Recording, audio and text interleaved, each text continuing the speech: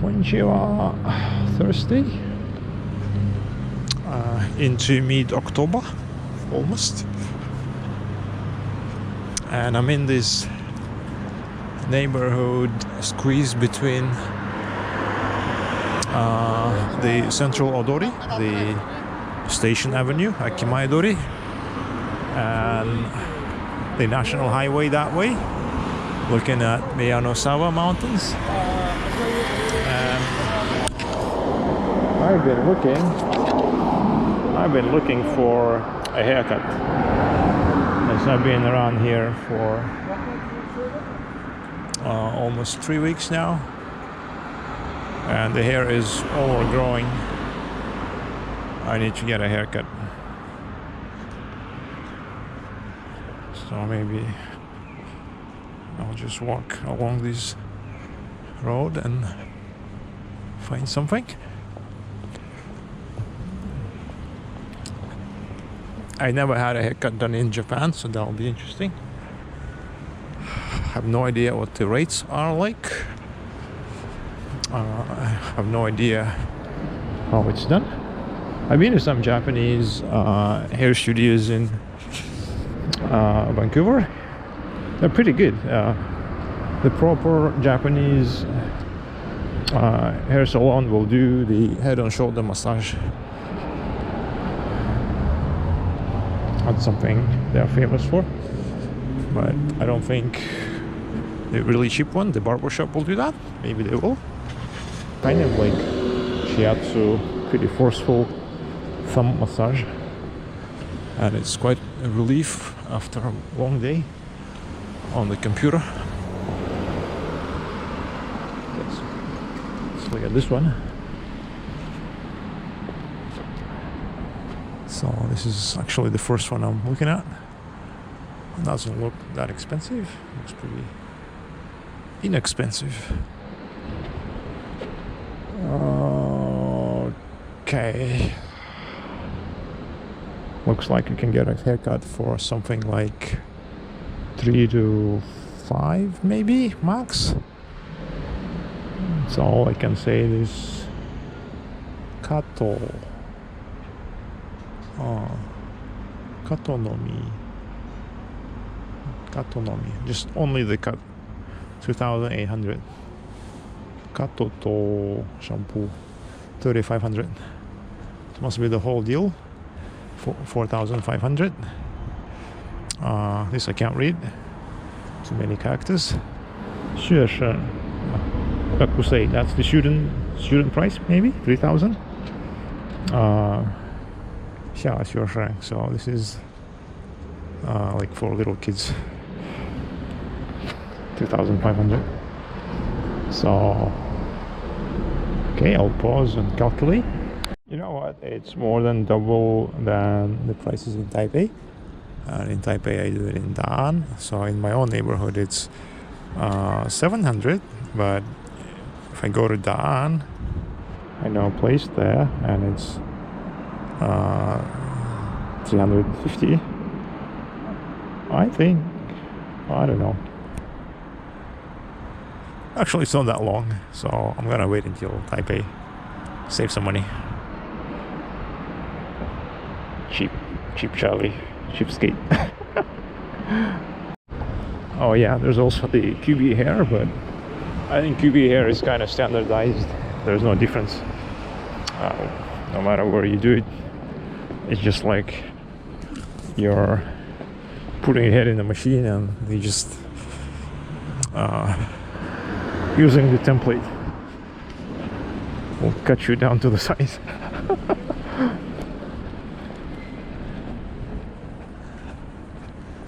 I might stop by another one, see if it's any like significantly cheaper or different. Kind of a leftover building from the all the times untouched by development. Oh, that's where the Tanuki Koji starts. Okay, I have no inclination of going there.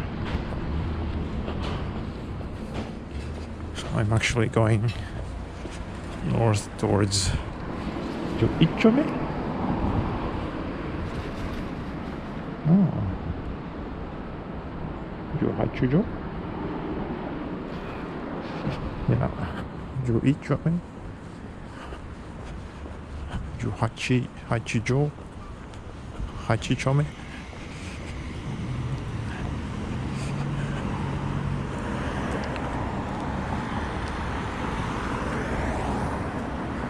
Have some other errands to attend to.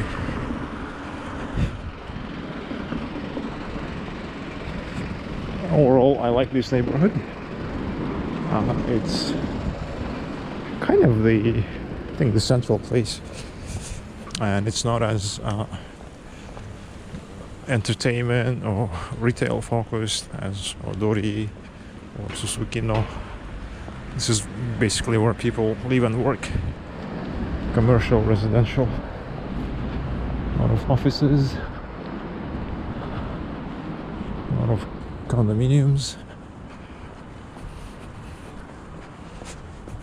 Mostly it's built in the 80s, but I kind of see much more newer buildings here, possibly even into the 90s, and some are being built right now. So this looks like a fairly stable area. I don't see it decaying anytime soon.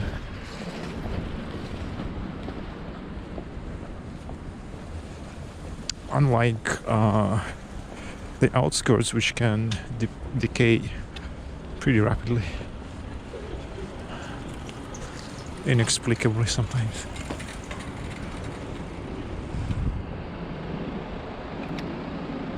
I should have crossed. Okay, let's just go. Keep going.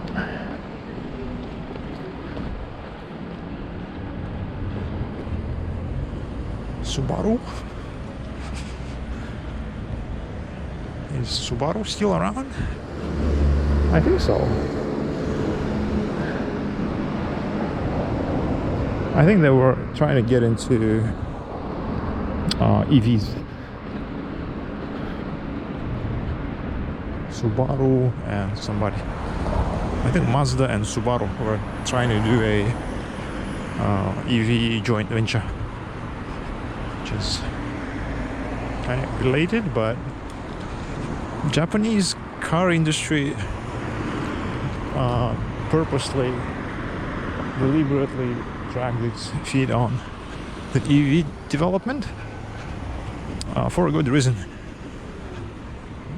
I think they wanted to see how the battery technology is maturing, how the fuel cell technology is maturing. Toyota has a lot of hopes pinned on hydrogen, ammonia engine, a fuel cell. So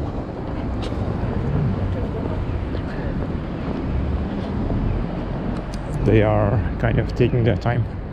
And a lot of analysts said, oh, okay, they're losing the market to the Chinese. But I kind of felt that the Chinese are running ahead of themselves, especially with the cars going up in flames more than apparently, according to some sources, an EV, particularly made in China EV, is about 10 times more likely to ignite. So, which is kind of concerning given how many of them are in Thailand. And if you go to Thailand, for instance, you might be staying in a condo where they have parked their Chinese-made EV, like Neta or BYD, and it could self-combust right in your parking lot.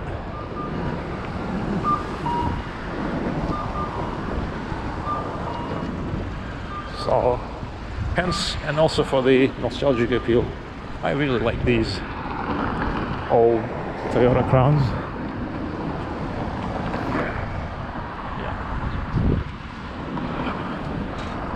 I recall back in the day in Hong Kong, we used to cram like I want to say, I don't want to say, I want to say 8. I can't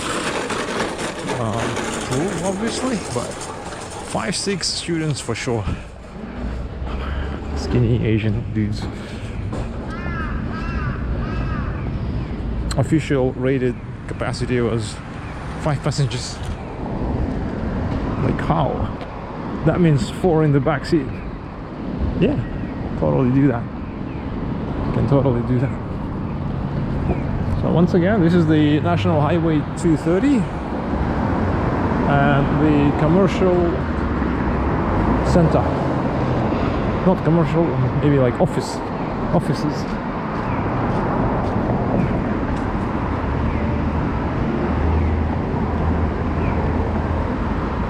It's like the main street of Sapporo.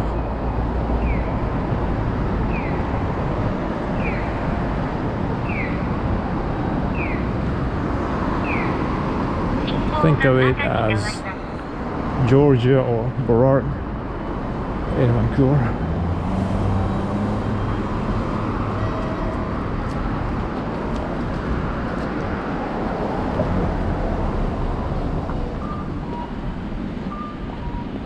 Oh, they have this Olympic thing. Did Sapporo ever have Olympics? I think, yeah. Yeah. There was Winter Olympics here. Way back though. Let's look it up. Oh yeah. Yeah, 72. Odori Park.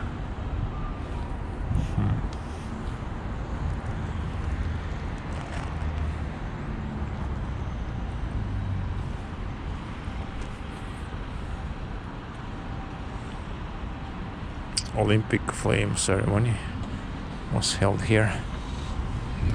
Is that a fountain?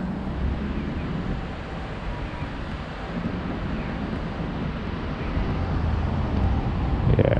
So Odori Park stretches all the way into here.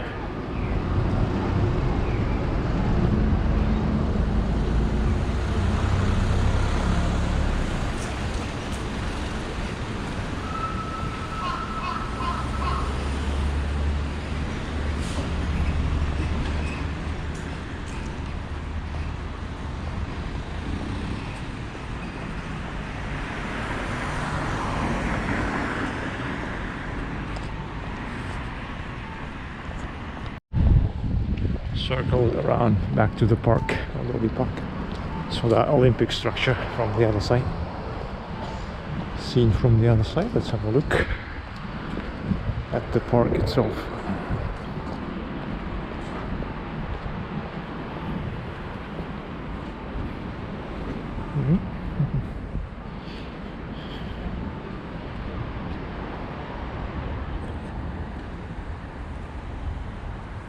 It's quite beautiful. Oh, what's that building over there?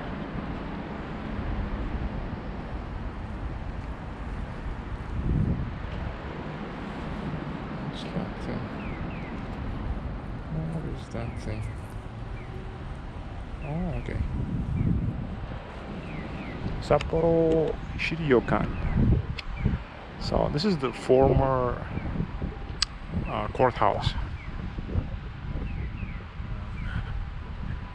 Tell it's kind of European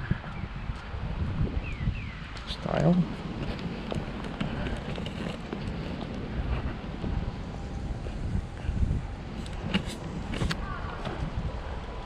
Almost like Dutch looking, maybe English, Dutch style.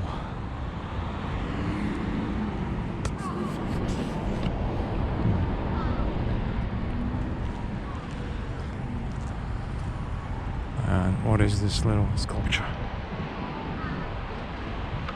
Can't see from here.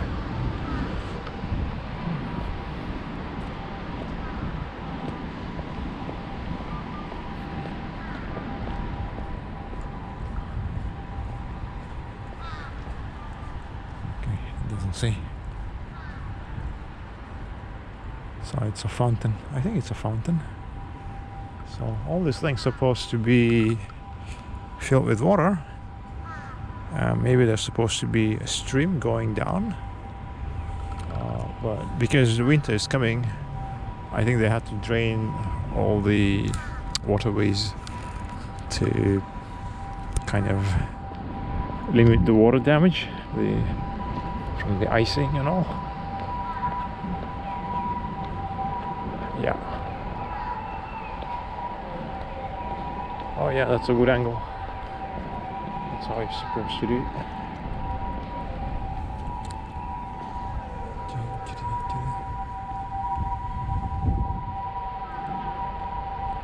It's quite peaceful. You can see the TV tower from here as well. Oh no, she's taking a selfie. Okay.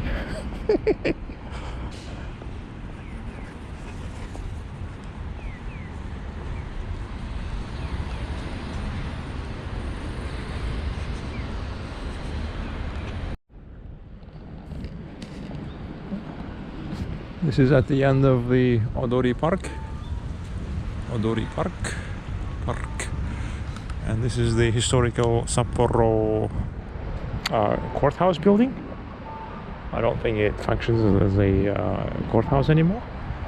But nevertheless, it's well preserved in a kind of European English / Dutch style. So I imagine it's somewhere at the turn of the century, following the Meiji Revolution. The Japanese were building a lot of European style buildings, sometimes actually more prevalently in a neoclassical style, with the columns and stuff. But with a Japanese flavor, of course. Japanese touch. I think they really liked the clocks on the buildings. Most of the time, I don't think they bordered with the like plaster and paint, and just leave the exposed natural stones.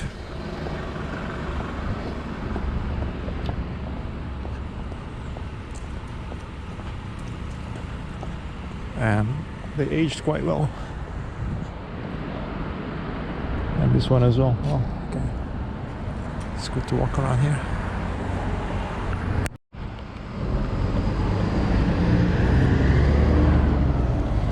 So this is still the back end of the courthouse building. And the funny part is that it's a park. Courthouse backyard is now a park. How cool is that? Anyone can just walk in, and it's not even paved, so you can just play on the ground. Don't touch. Well, you can totally sit here. These are apparently, okay, no smoking for sure. But you can totally sit around here and chill. Yes, a lot of people like to sit here and smoke, which is why the non-smoking thing. I find it really kind of nice that the backyard of a former courthouse building is now a park.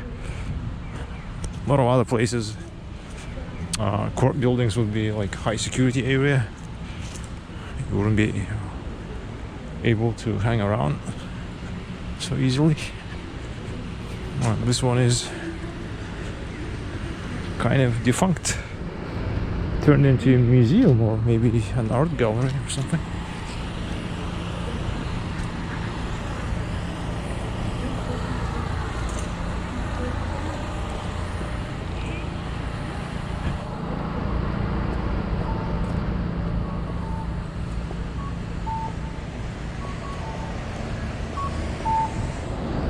Let's leave these hospitable grounds of the former courthouse building. Asahi. Oh, okay. It's a vending machine.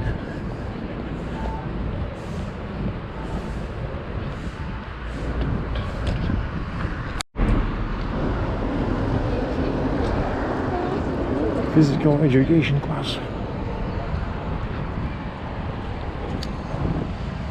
Same as in Taiwan. Students will change into their athletic garb and head all together to the gym, and usually that's the final class of the day, and everybody just heads home in their gym outfits, I guess, so that they don't have to go to the shower before going back to class.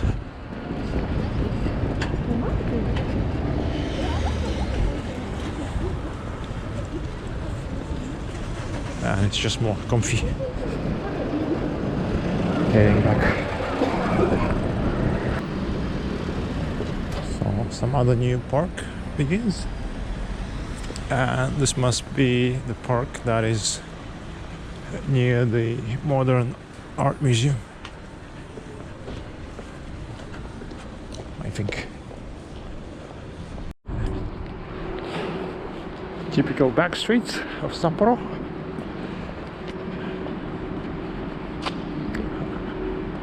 Less exposed, less retail, but they're still pretty clean. Oftentimes they're more bumpy, there's more potholes, but they're pretty clean. Just as clean as the like front-facing streets. Garbage, and the crates.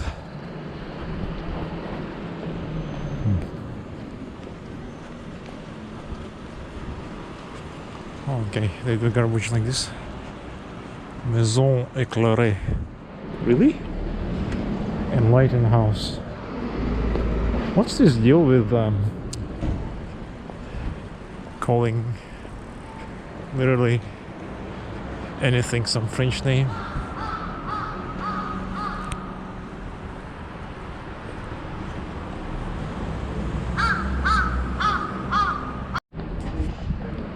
Let's look at the rentals at in the area. There has to be a rental agency somewhere. I think I saw a Paman sign when I was walking here last time. Patisserie et chocolaterie. So in summary, the rentals around this area are quite expensive. You'll start from minimum 50,000 for a small shoebox apartment.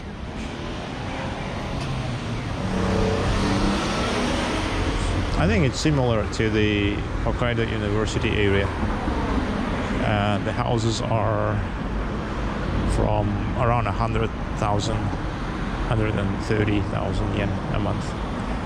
But yeah, the smallest places are 50, 54, 55,000 into 60, so you can have a slightly better option, but they're still kind of cramped. Yeah, 50s will be one LDKs or one room essentially, studios like this. Oh, that's 9 tsubo only, 50,000.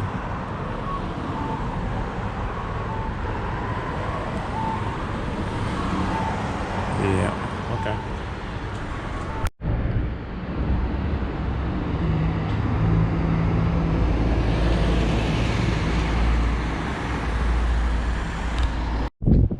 There's still some activity happening in the old courthouse.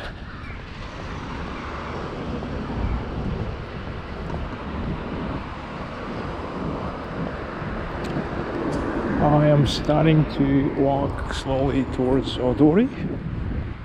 I haven't found any food other than that Nepalese restaurant and Moss Burger and Pizza Hut. So maybe there's something on the way to Odori. Oh, interesting. These bikers just parked like this. Is this legal? Huh?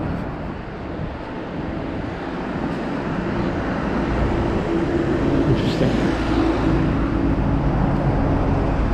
The thing with Japan is you can't really do things that are against the rules. Someone is immediately going to notice and police will take action. So I think either it is legal to park that way. Yeah, there's got to be some loophole because they kind of parked inside the lawn. They're not on the curb,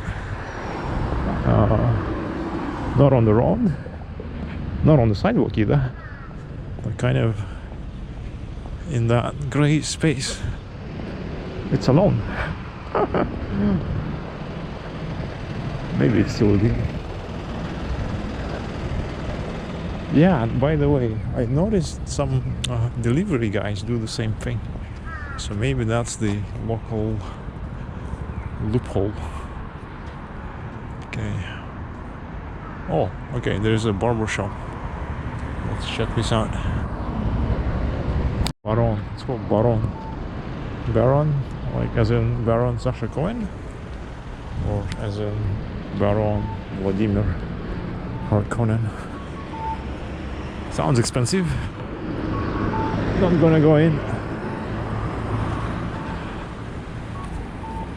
As neither of those two.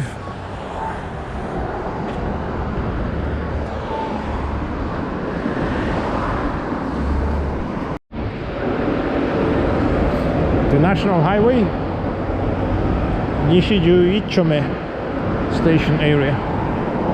There's a Yoshinoya over there. There's another Appaman. Fuji building office. So another, I think it's commercial rental, is it? So basically, the whole walk is along the Odori Park.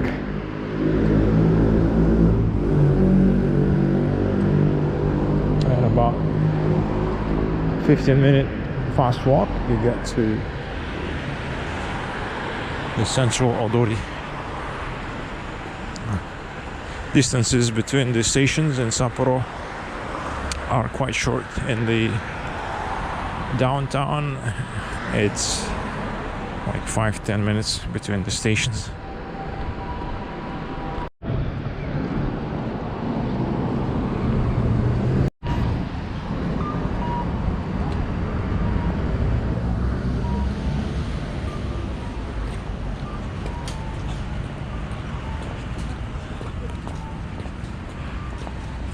Wow, big ass raven, size of a chicken,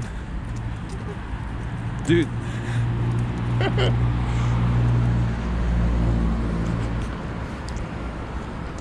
So sorry about the sketchy, patchy nature of this video. It wasn't intended as a proper Odori Park walk video. It just ended up this way. I was just walking aimlessly and ended up kind of centering the exploration around the park, and I just decided to film some of it, but hopefully it gives some impression of the park overall. Roughly it's from the TV tower on the east and to the courthouse building on the west. From Odori station to the Nishi Odori on the other side. So hopefully that gives the kind of basic orientation.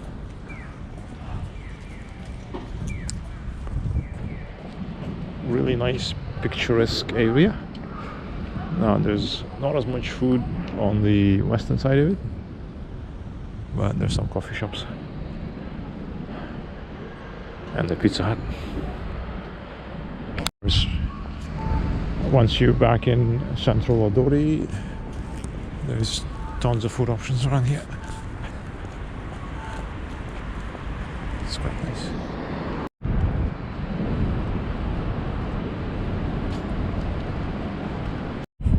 Some are staged for some performances.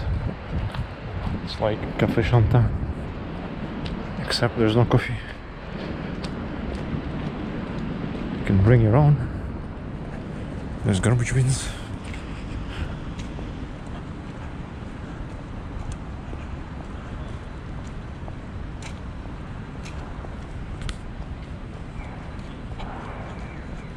Here's some obelisk. If this was in the West, I would hypothesize it's dedicated to some war dead, but this being Japan, I would think it's just maybe the first governor or something like that, or the city foundation, something.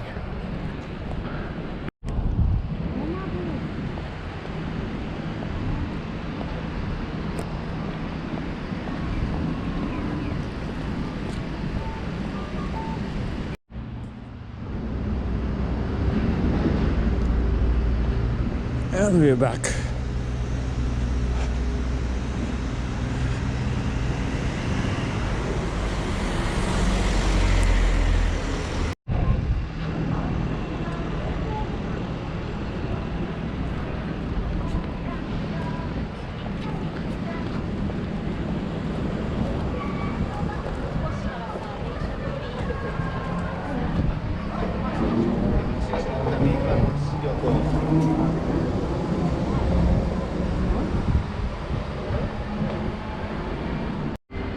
So I ended up getting a banh mi, chicken banh mi for $7.90. This is the longer version. It's pretty good. Well worth the money.